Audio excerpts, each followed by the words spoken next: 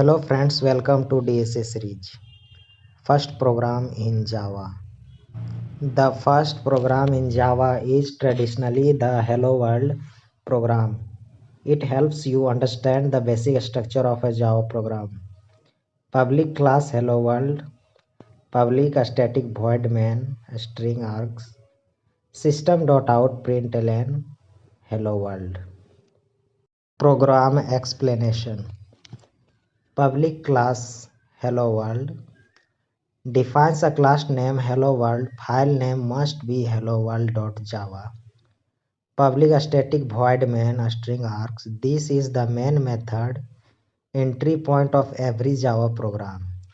System.out.println hello world prints the text on the screen. How to run. Save file as helloworld.java. Open terminal command prompt. Compile java helloworld.java. Run Java Hello World. Output Hello World. Subscribe this channel for more videos. Thank you.